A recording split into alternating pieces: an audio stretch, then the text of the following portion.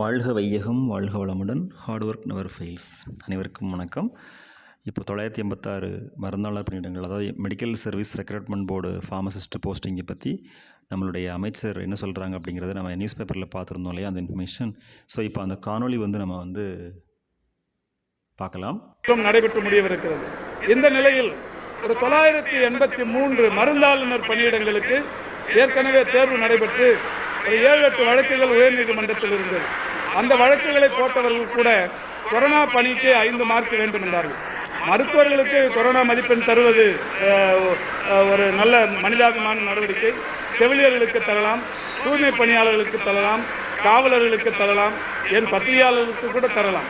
ஆனால் மருந்தாளுநர் பணியிடங்கள் வெளியில் வந்து செய்பவர்கள் அல்ல.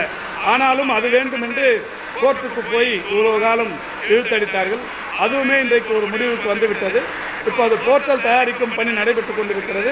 இன்னும் ஒரு 10-15 நாளில் அந்த 983 அந்த மருந்தாளுநர் பணியிடங்கள் அதுவும் கூட முறையாக கலந்தாய்வு செய்யப்பட்டு அவரவர்கள் விரும்புகிற ஊர்களுக்கு பணியாணைகள் தரப்படுகிறது. ஓகே ஃப்ரெண்ட்ஸ், அதுதான் நம்மளுடைய அமைச்சர் பேசின அந்த காணொளி. ஸோ இதன் மூலமாக கண்டிப்பாக நல்ல ஒரு பாசிட்டிவான ஒரு தகவல் ஷேர் பண்ணதில் ரொம்ப மகிழ்ச்சி. அனைவருக்கும் மனமார்ந்த வாழ்த்துக்கள். வாழ்க வையகம் வாழ்க வளமுடன். நன்றி.